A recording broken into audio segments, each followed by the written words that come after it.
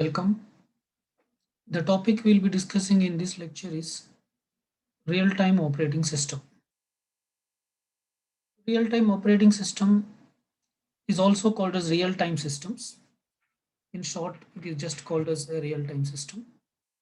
So first, let us try to understand what is meant by a real-time system.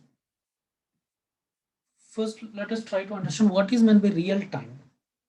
Real-time means what? Real-time is a quantitative notion of time measured using a physical clock.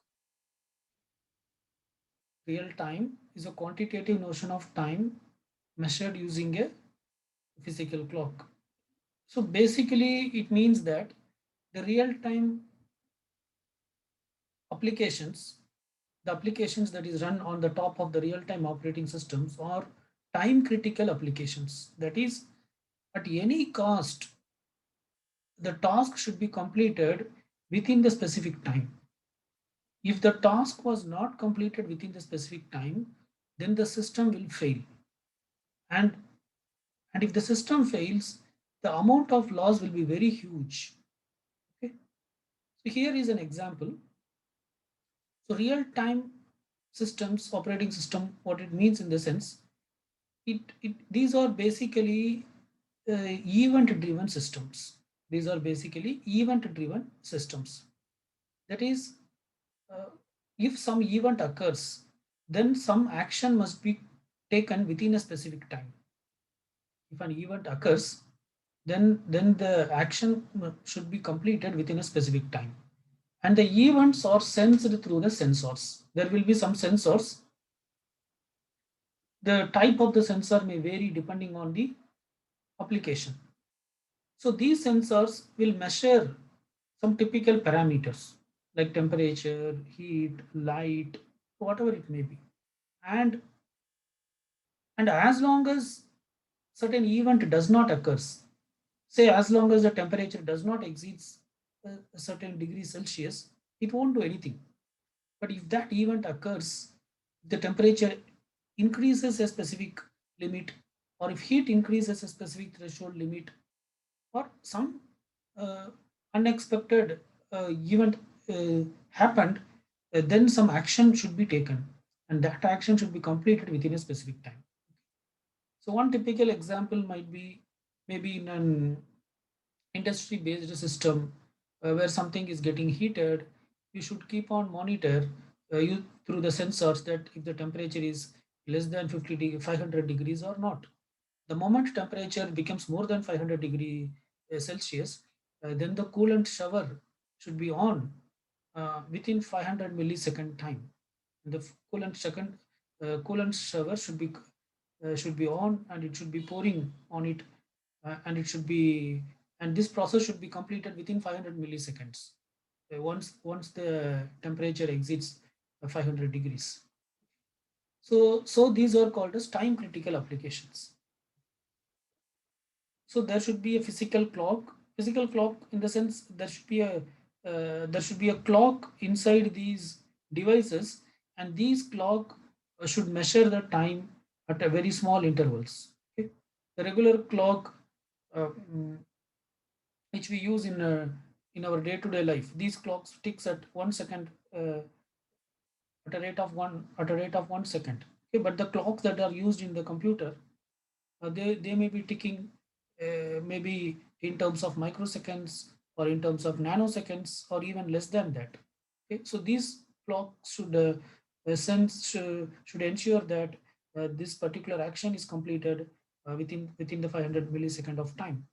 Suppose suppose if the coolant shower, if you are unable to switch out the coolant shower within 500 millisecond of time, then it means that system fails. Because of that, there may be huge loss. Maybe something may get burned. All these things will happen. Okay, so real time systems in so the key takeaway is real time systems means it is a quantitative notion of time. The time is measured very specifically, and action should happen within that time at any cost. Okay, but that is not the case with a traditional operating system. So in a traditional operating system, it is a qualitative notion of time. That is always we use terms like uh, before, after, sometime, eventually, etc. This type of terms we will use. That is this event should completed before that event, and that event should occur after this event, or sometimes before this happened, this should be happened, like that. Okay. So before, maybe like before writing a content to the hard disk, first it should be in the memory, something like that. So we won't strictly define the time by using quantitative terms in case of traditional operating system. Whereas in a real-time operating system, the time, these are time critical applications, so quantitative notion of time is used. So this is the core difference between the real-time operating system and the traditional operating system. Okay. So, so as we already discussed, the real-time operating systems are characterized by time, and they are time critical applications. Okay, and most of the real-time operating systems, or or most of the real-time operating systems, or will be running in an embedded system, and these real-time systems will be safety critical systems. Okay, so what is an embedded system? Embedded system means a system in which the the processor will be placed in a single chip, or a controller will be a part of that system. A microcontroller or a processor will be a part of the particular unit. Such a unit is called as an embedded system. For example, nowadays if you see any device, most of the electronic device we purchase, these all these devices you can call it as an embedded system, because it comes with a microcontroller or it comes with a processor.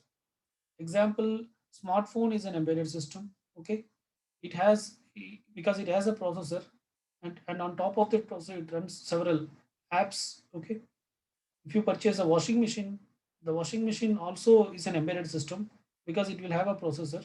Okay, because you want to set some automatic style of washing, different, there may be different programs for washing. Okay, in a routine schedule, or in a hard way to wash, like that, maybe different styles. Okay, and if you purchase a television, that also comes with a microcontroller, so that we call it a smart TV.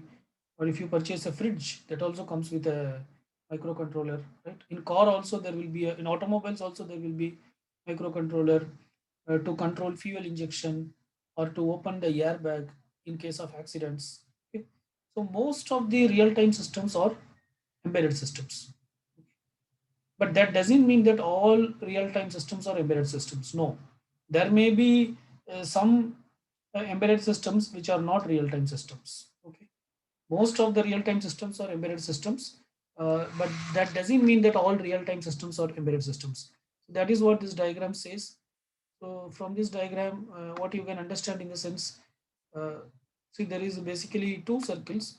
One is a real-time system, another one is an embedded system. So you can see here most of the embedded systems are real-time systems, but there are some embedded systems which are not real-time. Okay, and also there are some real-time systems which are not embedded. Okay, so this part of the real-time system is not embedded, right? But generally, if you see, a typical embedded system will be a real-time system.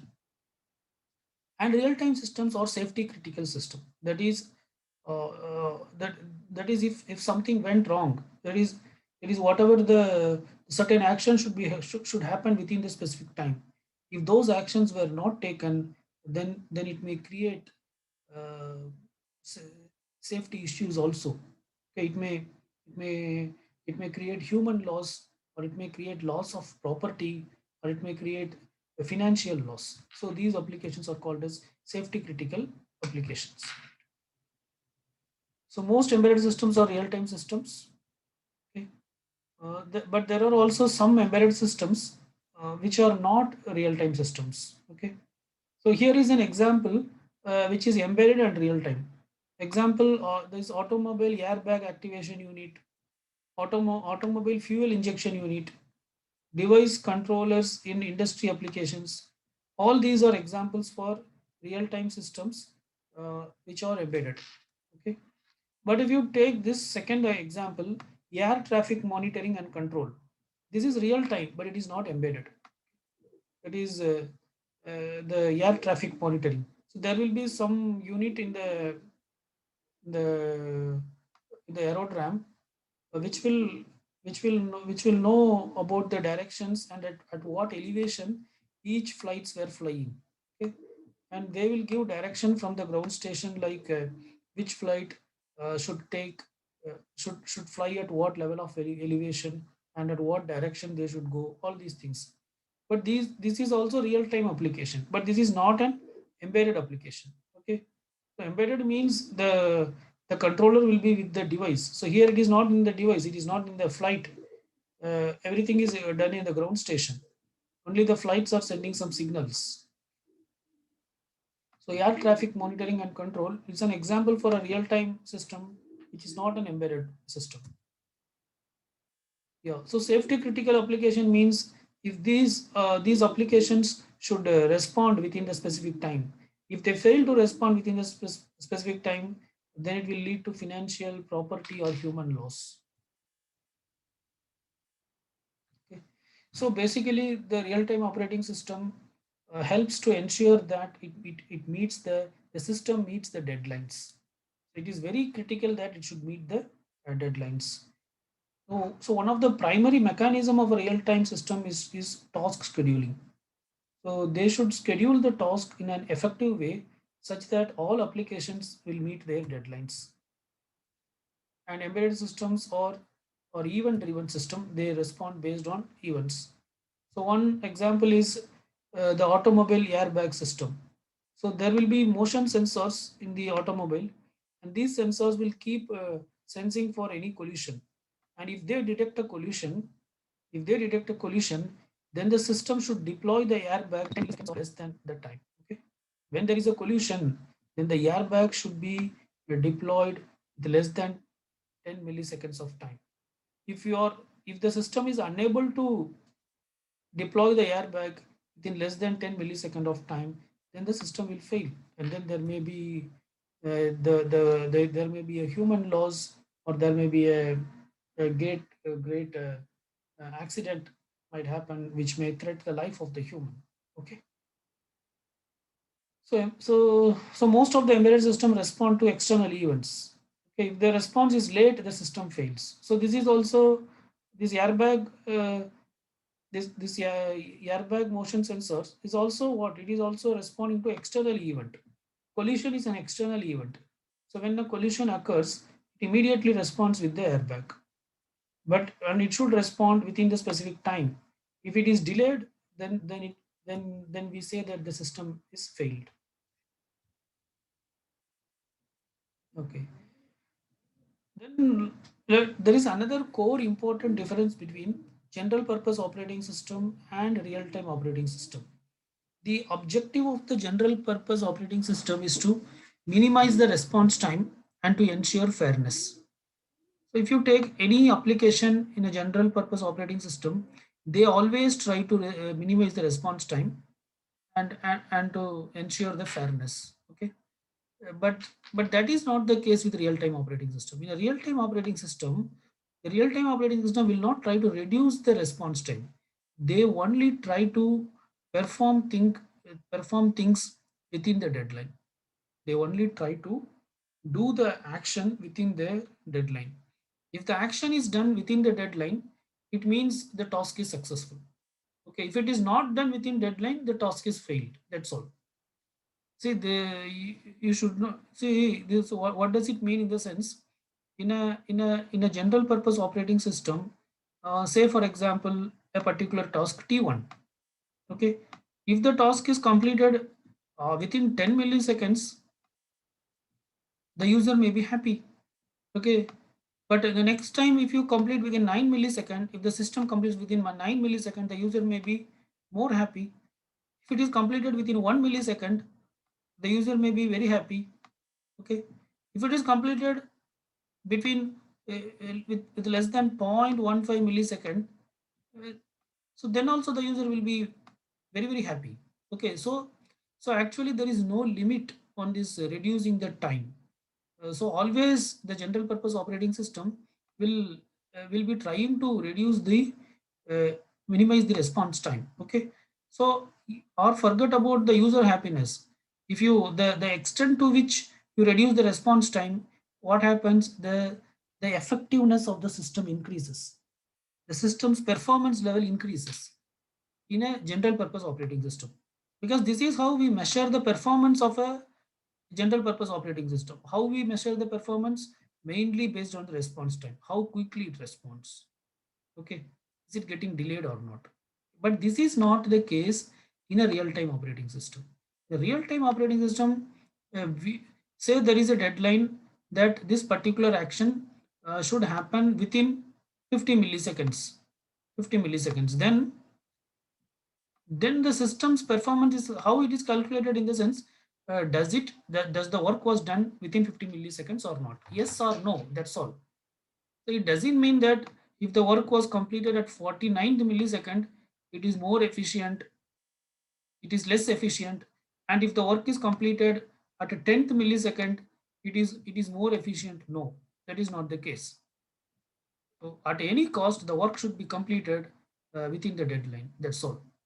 If it exceeds the deadline, then the entire system will fail. If it completed before the deadline, then it will be successful. Okay. There is no reward for completing with lesser amount of time in case of real-time operating system.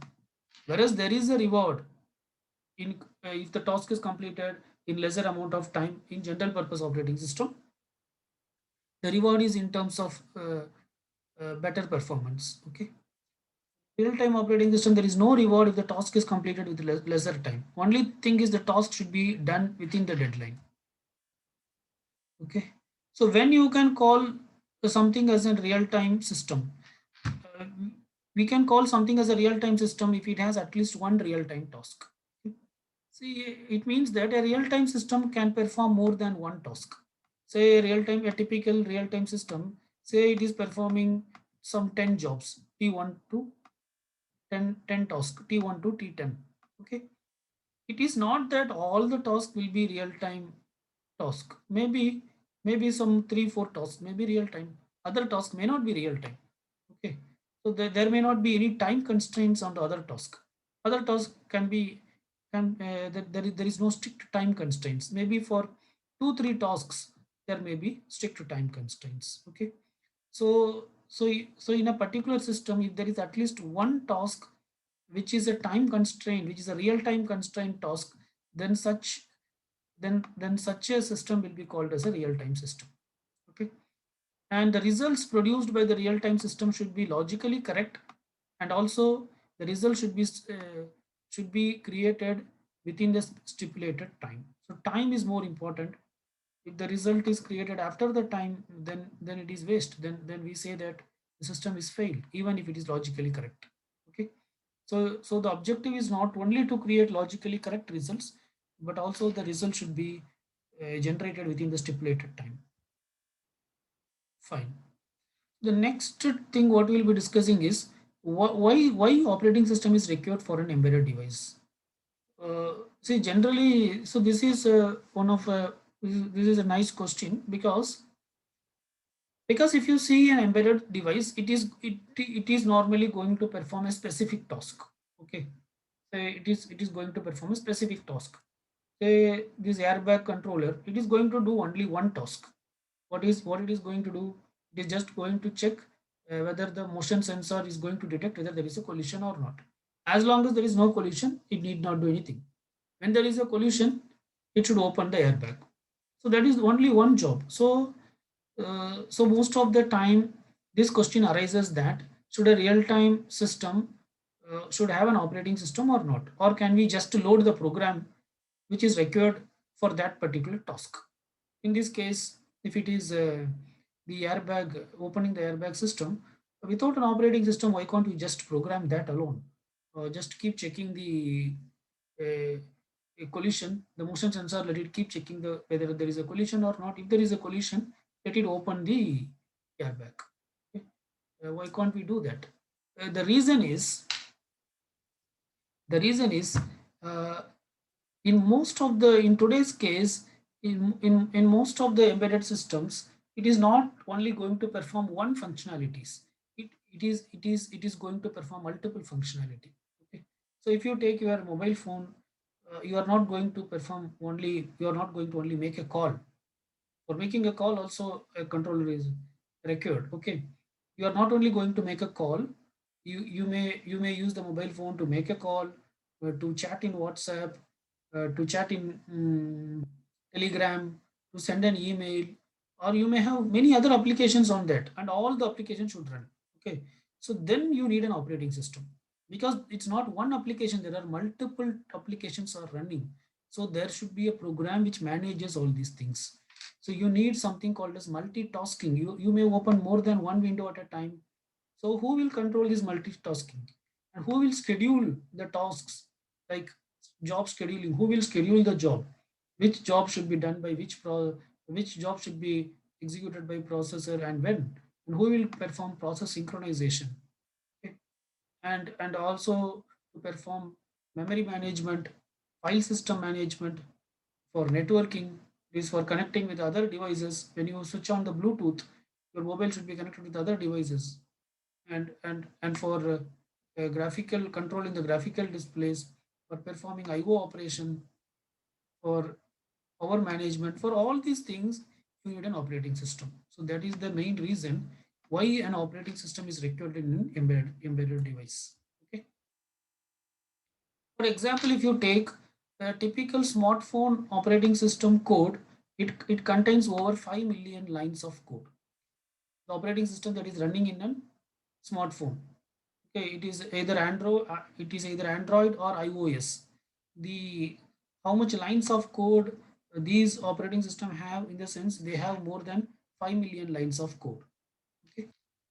Now say that a particular now say that in a particular device, you don't want to, in a particular embedded device, say that you don't want to have a separate operating system, you don't want to have a separate embedded operating system.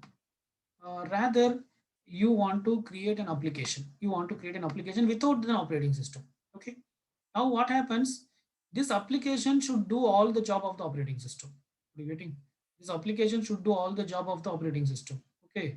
Now the now what will happen? The lines of the length of the program will increase. So it will take very long time to code, and also it will become very costly. Okay. So if you write such an application which is not depending on an operating system, and if you want the application itself to perform all the job of the operating system, then the number of lines of the code will increase dramatically, and it may take very long time to program. It may take several months or years, and also the cost of the code will become very costly. Okay. But on the other hand, if you see a typical embedded operating system, the license fee of a typical embedded operating system is around 100 rupees only per device, which is very much less than a desktop operating system. If you want to purchase a Windows licensed version, it costs something around 3,500. If you want to have a genuine Windows in your system, maybe if in your laptop, sometimes if you purchased from the showroom, you will have the genuine operating system, then you might have paid extra this much amount, because it's not extra, because you have the genuine operating system. So the genuine desktop operating system will cost around 3,000 to 5,000, but the embedded operating systems, it costs around 100 rupees only. So it is not advisable to write your own application and again writing the operating system code by yourself. By that, only the length of the code will increase, and the time for developing such an application will increase, and also again its cost will increase. Okay. So hence it is not suggested to go for it is not suggested to go for embedded systems without operating systems. Okay. But still, if the if you are for very low end devices, and if there is only one application is going to run, then you may consider using embedded system without operating system. Okay, that is directly you can import an application that will do the job without the help of the operating system. One such example is One such example is air conditioner temperature control. So here air conditioner temperature control in the sense, uh, the, the the air conditioner will have an embedded controller.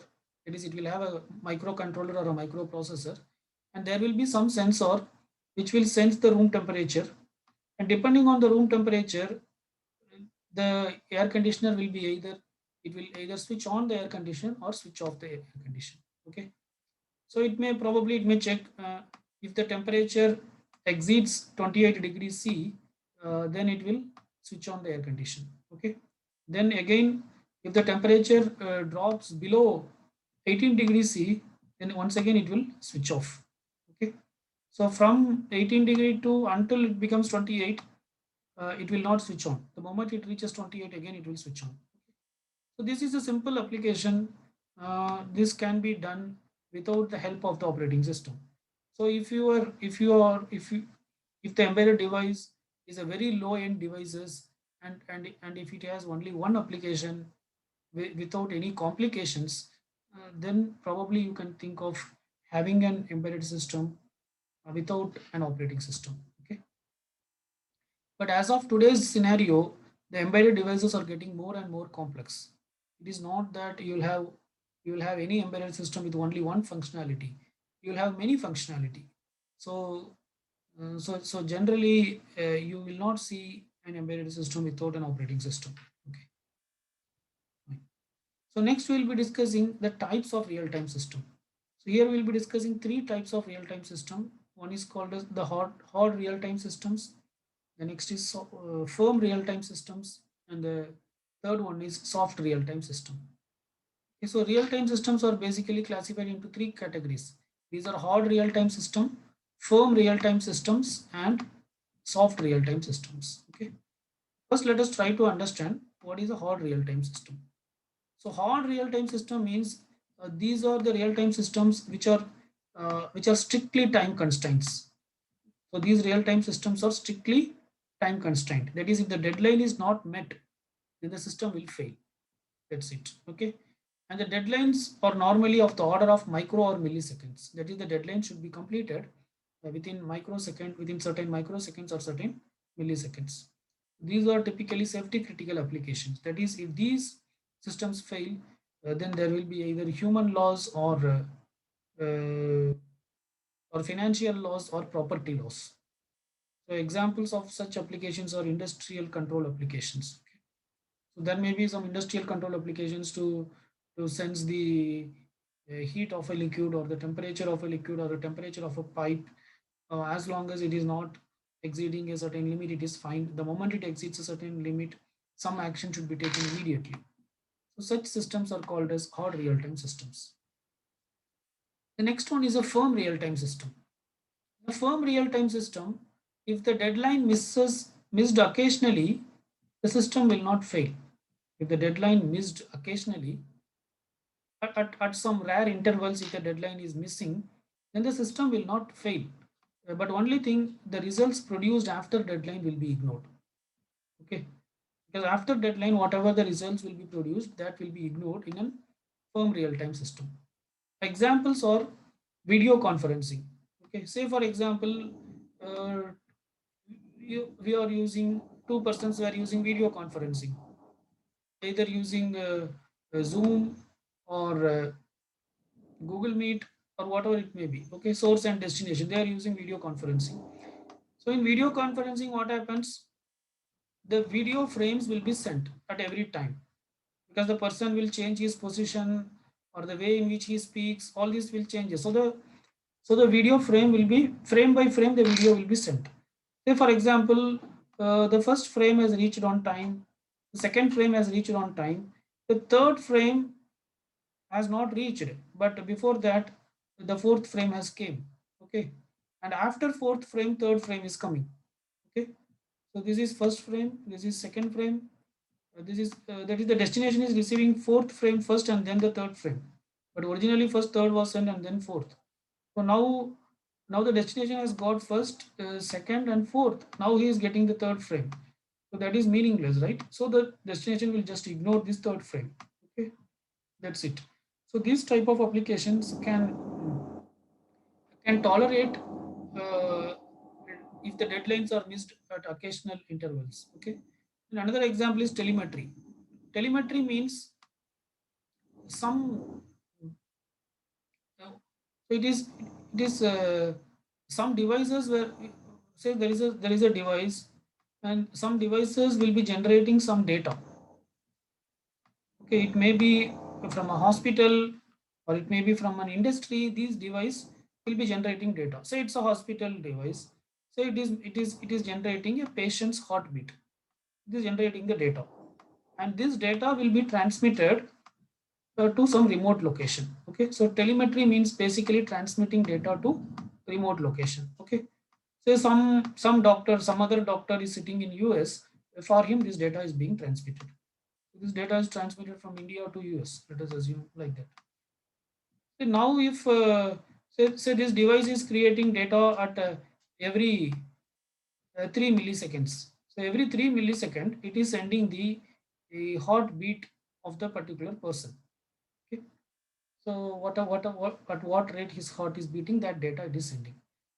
Say one of the data it is coming delayed. It is coming from the device it is generating. It should come after every 3 millisecond, uh, but it is coming after 5 milliseconds.